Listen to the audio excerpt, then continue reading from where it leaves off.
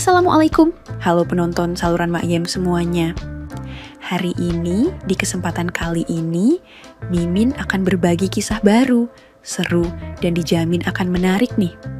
Tentang menantu dan ibu mertua yang memanfaatkan waktu sebaik-baiknya untuk bekerja kreatif bersama.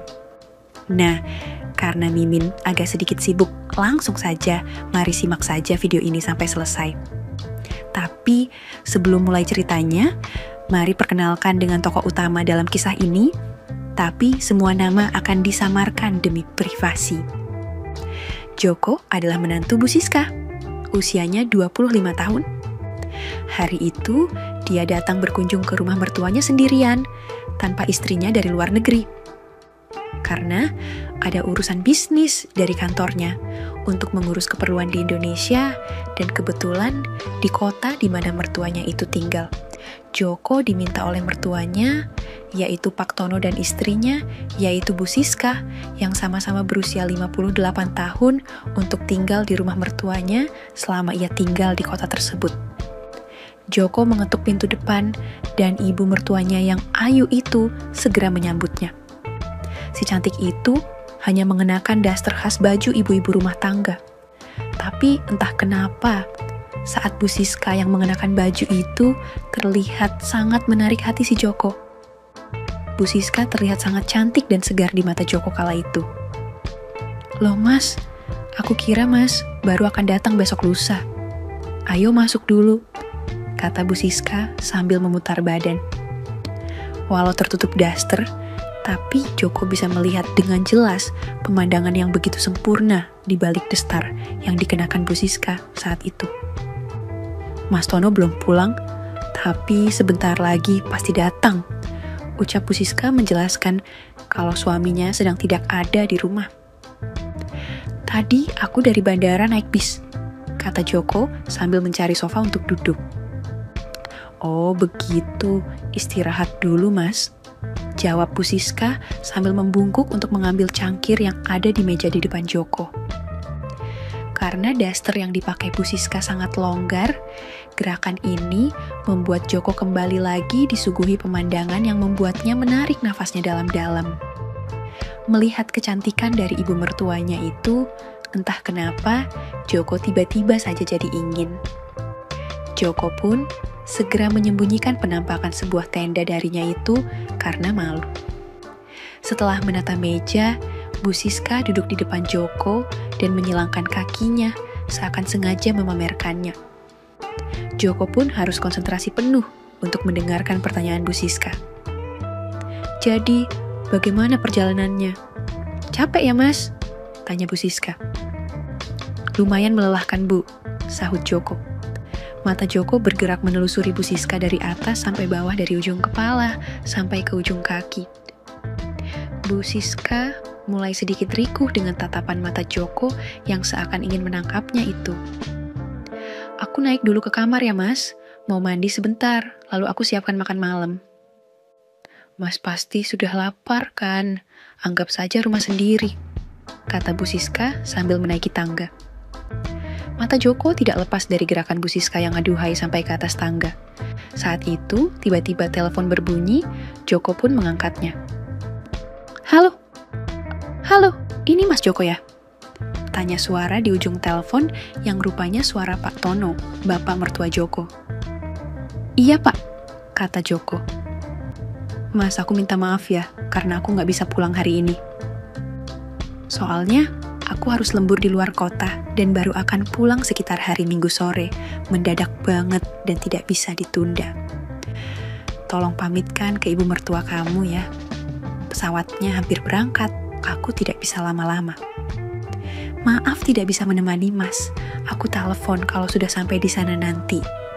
Jelas bapak mertua Joko panjang lebar. Baik pak, nanti saya sampaikan ke ibu, sahut Joko.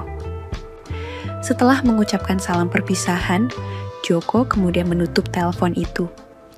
Joko berniat untuk membawa tas-tasnya yang berisi baju ke kamar atas. Perlahan dia menaiki tangga, melewati kamar utama tempat tidur Bu Siska dan suaminya. Terdengar suara air mengalir dari kamar mandi yang terletak di dalam kamar utama itu. Joko meletakkan tasnya di depan pintu kamar. Setelah berpikir keras, dia memutuskan untuk memasuki kamar tidur utama pasangan mertuanya itu. Di atas tempat tidur itu terdapat celana jeans dan atasan kaos putih. Saat mengambil kaos itu, Joko mendapati 2 aksesoris yang juga berwarna putih. Joko benar-benar tidak kuat lagi menahan keinginan kreatifnya. Dijemputnya aksesoris Bu Siska itu, dan mulailah menantu Bu Siska itu mengerjakan sebuah kerjaan nan kreatif dengan media aksesoris milik Bu Siska itu. Degup jantung Joko makin cepat karena dia tahu mertuanya sedang adus. Sementara dia mengerjakannya menggunakan aksesoris yang akan dipakai Bu Siska setelah adus nantinya. Pekerjaan Joko makin meningkat cepat. Karena saat itu Joko menginspirasikan sedang mengerjakan pekerjaannya dengan Bu Siska, mertuanya yang cantik itu. Joko menilik sedikit ke kamar mandi. Bu Siska rupanya lalai dan membiarkan pintu kamar mandi itu sedikit terbuka, sehingga memudahkan akses bagi menantunya itu menengoknya. Joko pun mendapati Bu Siska sedang bekerja kreatif dan berkreasi secara mandiri. Wow, Bu Siska benar-benar cantik dan sangat-sangat menarik, batin Joko. Seandainya mungkin aku ingin masuk ke dalam sana dan mengajak kerjasama kreatif ibu mertuaku itu, gumamnya dalam hati. Joko pun masih meneruskan pekerjaannya dengan aksesoris Bu Siska itu di saat ibu mertuanya itu tengah mengerjakan urusannya. Tak lama kemudian, tampak Bu Siska pun mengerjakan pekerjaan hal yang sama dengan Joko secara terpisah, seperti apa yang Joko sendiri kerjakan dengan kreatifnya saat itu. Pekerjaan kreatif yang semakin konsisten, seperti berusaha menyenangkan kreativitas dirinya sendiri. Tentu saja, Joko terspona melihat apa yang tengah dikerjakan oleh Bu Siska dengan serius begitu. Tapi, tiba-tiba saja terdengar suara shower dimatikan dan Bu Siska mulai keluar dari shower. Secepat kilat Joko pun meletakkan aksesoris Bu Siska seperti sedia kala dan meninggalkan kamar itu. Joko menutup pintu kamar itu, namun masih membiarkan sedikit celahnya. Dan saat sudah beranjak meninggalkan tempat itu, tertampak Bu Siska keluar dari kamar mandi hanya mengenakan anduk. Joko ternyata jauh lebih beruntung daripada yang dia kira. Karena tak sengaja Bu Siska menjatuhkan anu apanya itu, gitulah. Tanpa sepengetahuan wanita cantik nan anggun keibuan itu, sang menantu ada di luar kamar, sedang mengawasi tiap gerak-geriknya. Karena memunggungi pintu, Joko bisa menyaksikan panorama keindahan Fata Morgana dari Bu Siska yang sempurna. Perlahan-lahan, Bu Siska berbalik dan Joko hampir tak kuasa menahan semangat kerja kreatifnya. Baru kali inilah dia bisa menyaksikan keindahan panoramik secara jelas dan langsung dari Bu Siska. Bu Siska lalu mengeringkan rambutnya yang dikeramas. Karena bergerak cepat, tentu saja mengakibatkan 2 hak milik Bu Siska begitu begini dan begana. Joko meletakkan 1 tasnya yang dibawanya dan mulai kerja kreatif mandirinya lagi. Saat Bu Siska usai mengeringkan rambutnya, selanjutnya Bu Siska mulai mengenakan celana jeansnya. Joko segera mengambil semua tasnya dan berjalan kembali ke kamar untuk berganti pakaian. Situasinya menarik sekali, batin laki-laki muda itu sambil membersihkan tangannya dengan tisu. Aku sendirian di rumah selama beberapa hari dengan ibu mertuaku yang cantik jelita itu. Aku harus mendapatkan kesempatan kerjasama dari Bu Siska. Aku harus memanfaatkan kesempatan kerja yang ada ini secepatnya, gumam Joko. Entah apa yang akan dilakukan Pak Tono seandainya dia mengetahui rencana menantunya itu pada istri yang dicintainya. Setelah mandi dan membersihkan diri, Joko kembali turun ke ruang keluarga. Dia duduk di sofa dan menonton berita di televisi. berharap bisa sejenak melepaskan semangat kerja kreatifnya yang begitu besar kepada ibu mertuanya sendiri itu. Tidak lama kemudian, Joko mendengar suara lembut dari atas tangga. "Mas, siapa tadi yang telepon?" tanya Bu Siska. "Oh, itu tadi bapak yang telepon dari bandara," jawab Joko. "Katanya bapak harus langsung lembur dan berangkat keluar kota malam ini juga, baru pulang hari Minggu sore." "Untuk keperluan bisnis atau yang lainnya, saya kurang paham, Bu," jelas Joko lagi. Joko mendengar gerutu kecil dari Bu Siska tentang kebiasaan Pak Tono yang jarang pulang dan lain sebagainya. Tak lama kemudian, Bu Siska turun ke ruang keluarga. Joko hanya bisa menatap takjub penampilan mertuanya yang indah itu. Style Bu Siska yang membuat keindahan yang ada padanya itu semakin terpancarkan. Dari belakang Joko bisa mencuri pandang pada Bu Siska. Joko mulai terpancing lagi, semangat kreativitasnya saat menginspirasikan Bu Siska menggunakan aksesoris yang tadi digunakan oleh Joko untuk kerajinan kreatifnya. Penampilan modern Bu Siska membuat si cantik itu tampak lebih muda. Joko menahan diri dan kembali menatap layar televisi. Bu Siska mulai menyiapkan makan malam, sementara Joko menyusulnya ke dapur untuk melihat apakah dia bisa membantunya. Sekitar 20 menit memasak dan bercakap-cakap, makanan pun telah siap. Tak disadari oleh Bu Siska, kalau sedari tadi Joko memanjakan matanya dengan mengamatinya dari atas sampai bawah, sementara Bu Siska asyik memasak. Joko langsung saja melamunkan sesuatu yang menyenangkan baginya. Tetapi lamunan itu sirna begitu Bu Siska berbalik dan menghidangkan makan malam.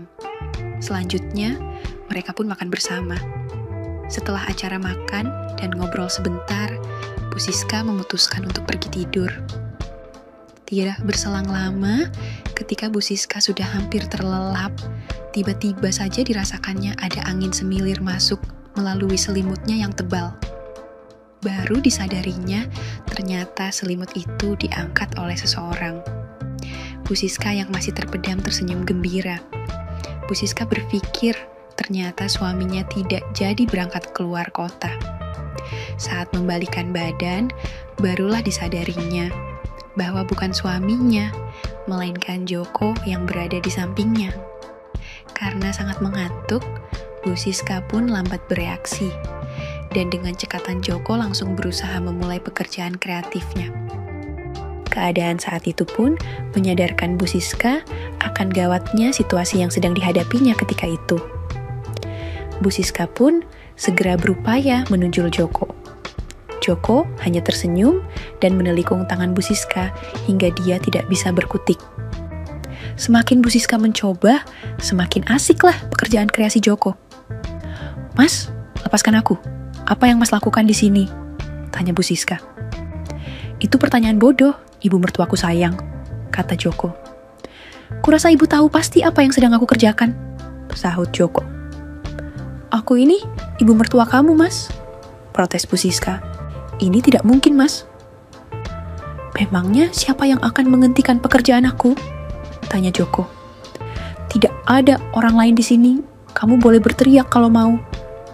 Tapi aku yakin tidak akan ada orang yang akan masuk dan menjebol tembok untuk menyelamatkanmu. Dan ibu lihat sendiri, aku juga jauh lebih kuat daripada ibu kan? Jika Mas bersikeras, aku akan lapor pada Isilop," ucap Bu Siska keras. "Bisa saja ibu laksanakan itu, tapi menurutmu, mana perasaan Pak Tono suami ibu?" Jelas Joko. "Apa maksud Mas?" tanya Bu Siska makin takut. "Seandainya kamu berani pergi ke polisi dan mengaku dikreasikan oleh menantumu sendiri, Pak Tono akan hancur perasaannya. Istrinya yang cantik dan mempesona telah diajak bekerja sama oleh menantunya sendiri. Apalagi, aku akan mengarang sebuah cerita kepadanya kalau istrinya, Bu Siska yang jelita berusaha merayuku.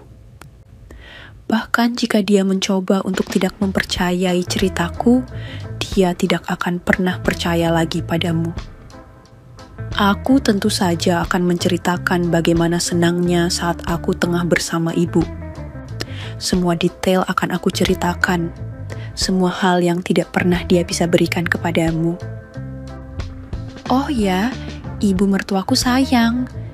Jika ibu cerita pada Pak Tono atau polisi tentang kejadian ini, ibu itu akan menghancurkan hidupnya. Jelas Joko membacot panjang kali lebar pada Bu Siska. Bu Siska terdiam dan tak bisa berkata apa-apa. Mulutnya menganga lebar karena tiap perkataan Joko ada benarnya. Mas tidak peduli pada Pak Tono, apa yang akan dirasakannya? Tanya Bu Siska dengan lirih. Mas benar-benar ingin menyakiti perasaan bapak mertuamu? Tanya Bu Siska lagi. Bukan aku yang akan menyakitinya, ibu yang akan menyakiti perasaannya. Aku sih cuma ingin bekerja sama bersama kamu, ibu mertuaku yang cantik. Kalau ibu tidak cerita apa-apa sama bapak, semuanya akan beres dan semuanya senang. Sahut Joko kembali. Kecuali aku, ucap Bu Siska. Kalau sampai ibu tidak bahagia setelah mengerjakannya denganku, namaku bukan Joko, kata lelaki itu dengan bangga. Dan dengan berani, Joko berusaha untuk membuat Bu Siska setuju kerjasama dan mengharapkan hal yang sama seperti apa yang dia inginkan saat itu. Sekali lagi, Bu Siska berusaha. Kali ini, usahanya hampir berhasil. Joko yang tidak siap tertunjul mundur. Namun saat Bu Siska berusaha lari dari tempat tidurnya itu, Joko pria yang sudah kehilangan akhlak itu berhasil kembali. Tak henti-hentinya Bu Siska memukul dan menampar Joko.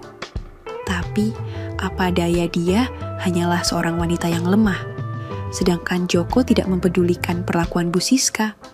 Tetapi, dia hanya fokus untuk keberhasilan apa yang menjadi keinginannya saja saat itu.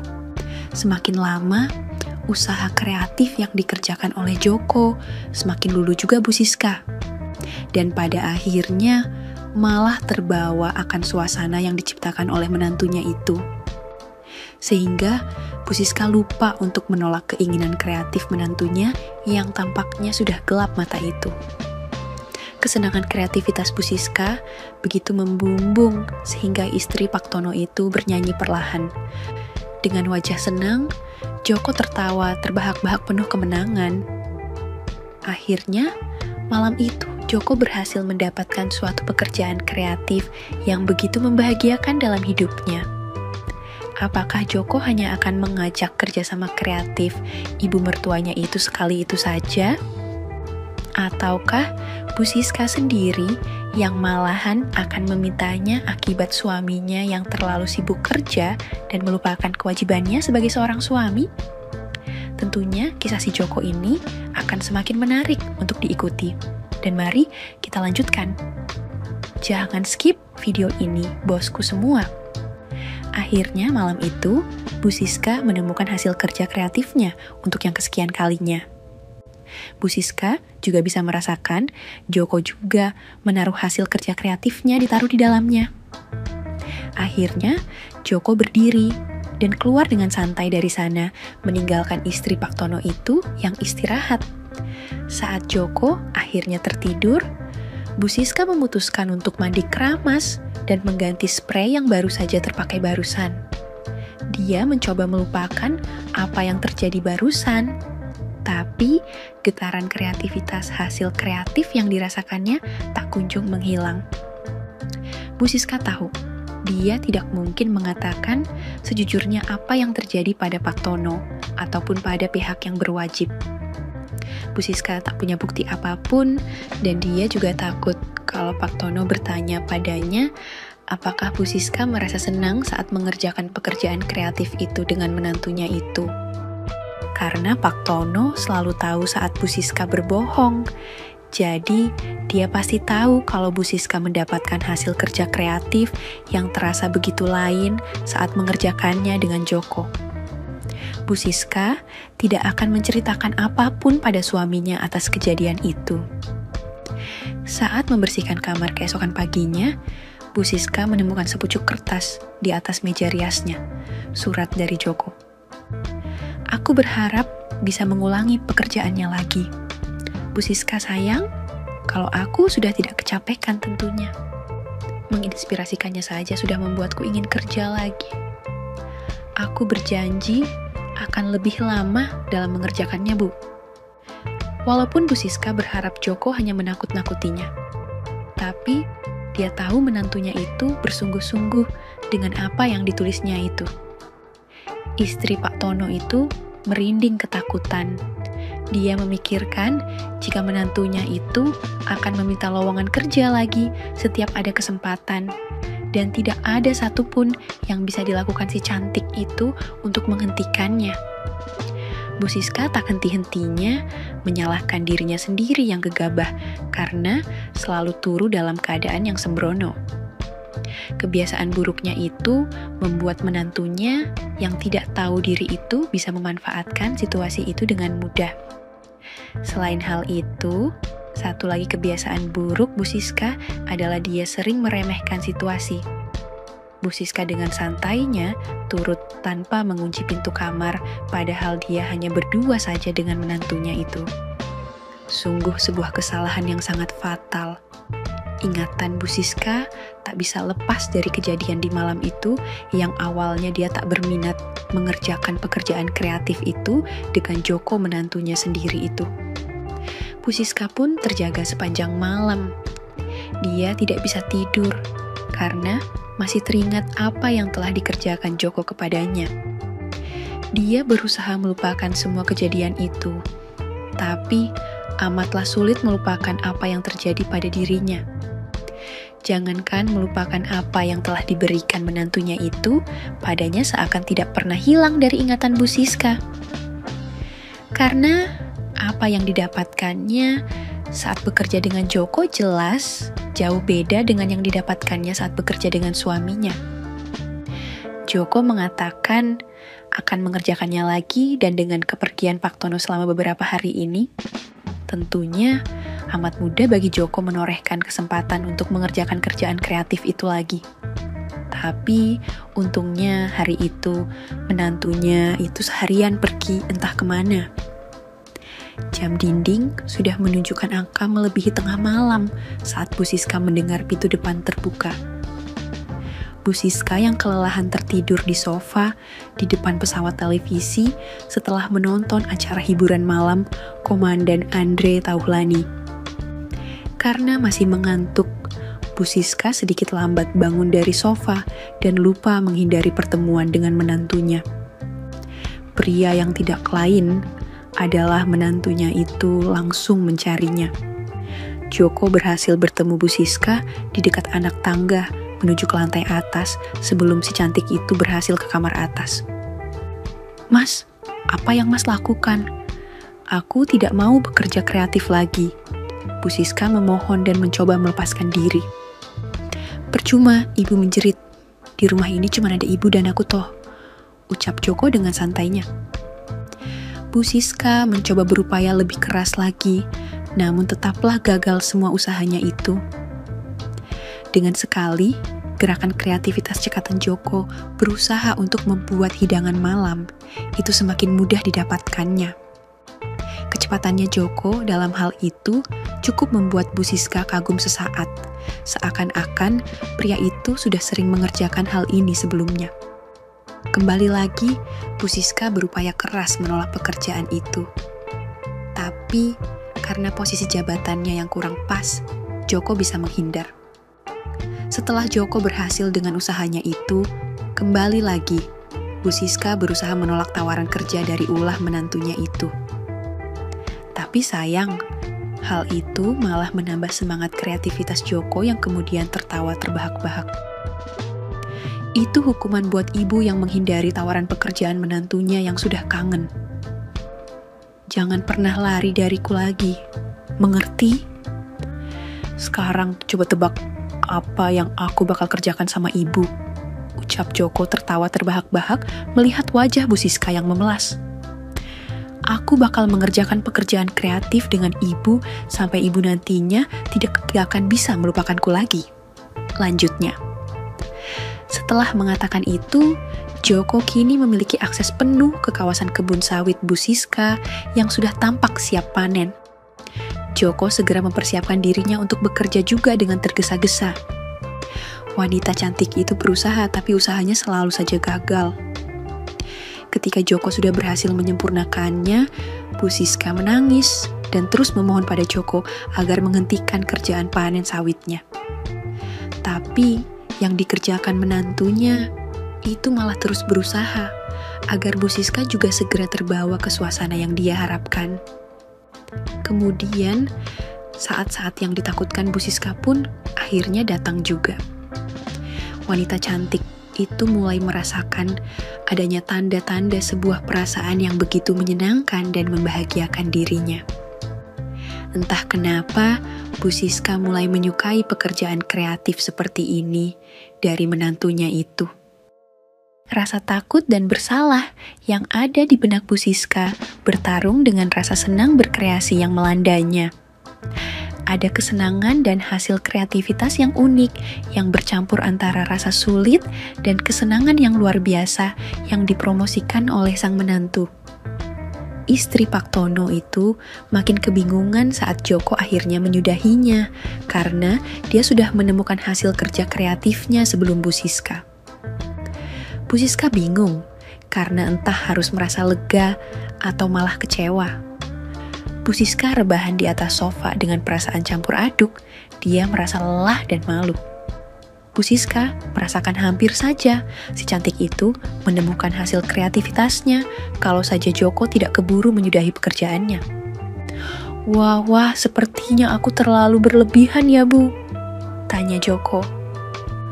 Untung ibu hentikan, soalnya kita kan belum selesai pekerjaannya ya, ucapnya terkekeh.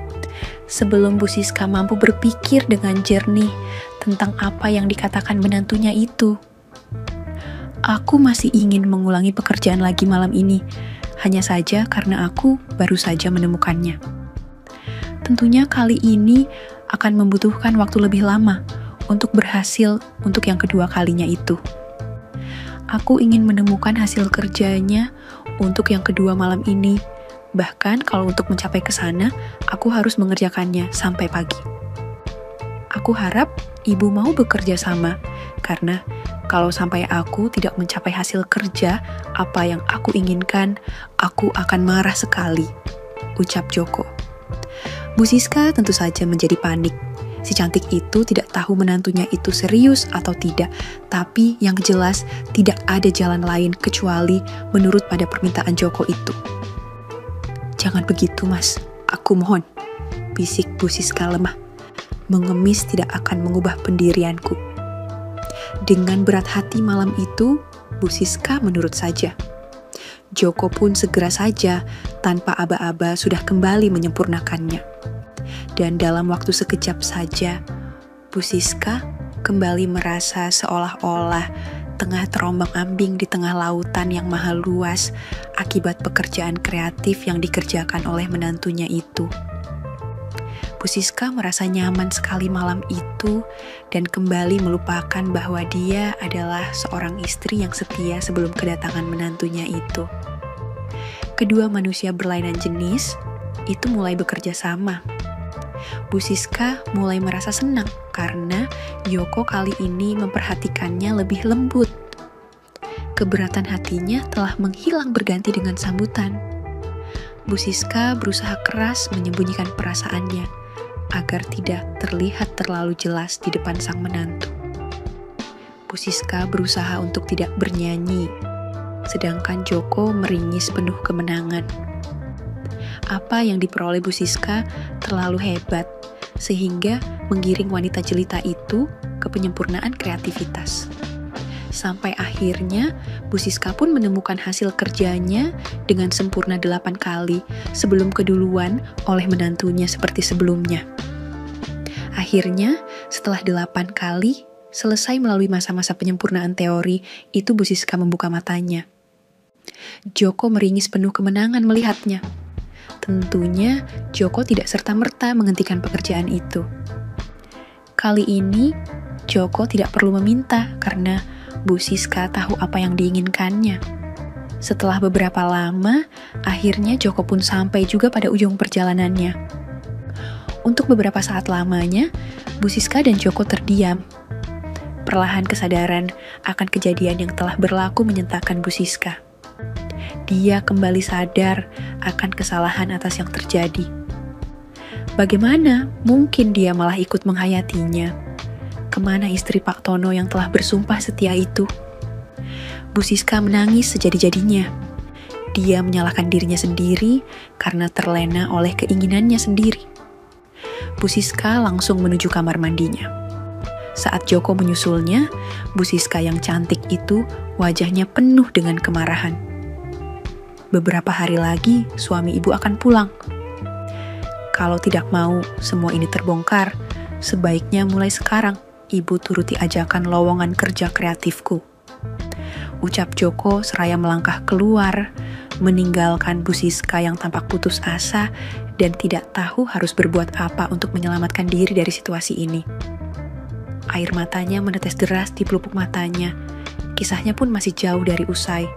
Jadi, nantikan terus kelanjutan kisah yang mengharu biru ini, ya bosku semua. Bersambung. Oke, segitu dulu untuk kali ini. Dan semoga kalian, bosku semua, terhibur hari ini ya. Sekali lagi, tidak pernah lupa Mimin ingin mengingatkan bahwa tidak ada maksud untuk merusak moral. Tapi di sini, kami selaku admin channel Makiem hanya berbagi pengalaman dari viewer saja yang tentu saja tidak untuk ditiru. Terima kasih sudah mau mendengarkan kisah nyata ini. Ambil baiknya dan buang buruknya dari cerita kisah ini. Semoga hal seperti ini tidak terjadi kepada kita semua, bosku. Dan semoga kita semua dilindungi dari mara bahaya. Amin ya robbal alamin. Terima kasih dan sampai jumpa di cerita selanjutnya. Jangan lupa like, komen, share, dan subscribe. Oh iya, kira-kira kalian semua bosku yang terhormat kepengen kisah-kisah yang seperti apa lagi nih? Tolong berikan komentar-komentar kalian di video ini ya.